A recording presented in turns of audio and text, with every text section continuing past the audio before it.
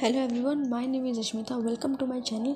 आज मैं आपको एक नया चैप्टर पढ़ाऊंगी जो कि है अ बेकर फ्रॉम गोवा। पहले इसके राइटर जान लेते हैं। इसके राइटर हैं लूसियो रोड्रिगेज, जिनका जन्म 1916 में हुआ था और इनकी डेथ 1973 में हो गई थी। ये इन्होंने बहुत सारे आर्टिकल्स और मैगजीन्स लिखी थी, जिसी में से एक स्टोरी थी अ बेकर फ्रॉम गोवा। जो गोवा है वो बहुत ज़्यादा इन्फ्लुएंस्ड है पोर्तुगीज़ से, और वहाँ पर अभी भी अगर आप चले जाओगे ना तो वहाँ पे अभी भी आपको पोर्तुगीज़ का जो ट्रेडिशनल वर्क है वो आपको दिखाई देगा। और पोर्तुगीज़ हमेशा ही फेमस रहा है for preparing the loaves of the breads. अब वो राइटर जो है ना वो अपने चाइल्डहुड डेज़ बताते हैं, चाइल्डहुड डेज़ के बारे में बताते हैं और बोलते हैं कि जो बेकर था ना वो मेरी फ्रेंड के घर पे आया करता था और वो हर घर में 2 बार जाता था। एक टाइम जब वो मॉर्निंग में आता था, उसकी पूरी बकेट एकदम भरी होती थी ब्रेड से और बाकी चीज़ों से, और सेकंड टाइम जब वो उसकी बास्केट पूरी खाली हो जाती थी, एम्प्टी हो जाती थी। और जब वो लोग मॉर्निंग में आते थे तो उनके बैम्बू स्टिक से जो जिंगलिंग साउंड आता था ना, उस साउंड से सारे बच्चे उठ जाते थे और एकदम भागते हुए जाते थे, क्योंकि उन लोगों को वो लोव्स ऑफ द ब्रेड्स ये सारी चीज़ें बहुत अच्छी लगती थी। तो जब वो आते थे ना तो सारे बच्चे जग जाते थे और एकदम से भागते हुए जाते थे उनके पास। और जब वो लोग आते थे तो घर की जितनी भी लेडीज़ थी या मेड सर्वेंट्स थी वो सारी ब्रेड्स वगैरह ये सब लेने जाती थी। वहाँ पे बच्चों को नहीं लेने दिया जाता था, क्योंकि ना बच्चे बहुत ज़्यादा शैतान होते हैं, तो मतलब वो ज़्यादा उनके सामान गिरा देंगे कुछ भी। तो वहाँ पे मेड सर्वेंट्स या उस घर की जो लेडीज़ थी वो ये सारे सामान लेने जाती थी। और जो विलेज के लोग होते थे ना वो बहुत ज़्यादा पसंद करते थे स्वीट ब्रेड।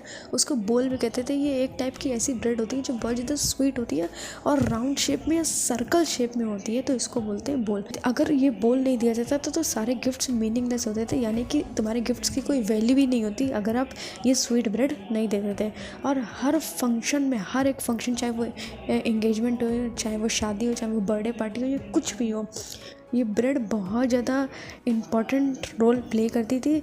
यानी कि मतलब जो ब्रेड फ्रेनेंस होता है, एक ऐसा इंस्ट्रूमेंट होता है जिसमें सारी ब्रेड बेक करी जाती हैं या बनाई जाती हैं, उसका बहुत ज़्यादा इंपॉर्टेंस होता था मैरिज पार्टीज़ में या किसी भी फंक्शन में। और उस घर की जो औरतें वगैरह होती थी वो सैंडविचेस प्रिपेयर करती थी अपनी डॉटर के इंगेजमेंट में। और उस टाइम पर जितने भी ब्रेड सेलर्स होते थे वो एक ड्रेस पहनते थे जिसको बोलते थे कबाई। वो एक 1 पीस फ्रॉक टाइप की होती थी, पूरी ड्रेस होती थी। लेकिन जब नैरेटर छोटे थे तब वो देखते थे कि वो लोग जो ब्रेड सेलर है वो लोग एक शर्ट पहनते थे और एक पैंट पहनते थे जो कि हाफ पैंट से बड़ी होती थी और फुल पैंट से छोटी होती थी, मतलब जो बीच वाली जो होती है वो लोग पहनते थे। और अगर आज भी कोई ऐसी ड्रेस पहन लेता है तो वहाँ पर वो लोग कमेंट करते हैं कि पैड्रा की तरह ड्रेस पहन ली। और ये जो बेकिंग का प्रोफेशन था ये बहुत ज़्यादा प्रॉस्पेरस प्रॉफिट वाला बिजनेस था। और जो बेकर्स की फैमिली थी ना वो कभी भूखी नहीं रहती थी, हमेशा खुश रहती थी, बिल्कुल एकदम से खुश से प्रॉस्पेरस सी लाइफ एकदम उन लोगों की दिखाई देती थी। This was all about the story a baker from Goa. I hope कि आपको ये स्टोरी समझ में आई होगी। अगर आपको ये स्टोरी समझ में आई है so please like and subscribe to our channel, and if you want to ask any question please ask in the comment section. Thank you for watching.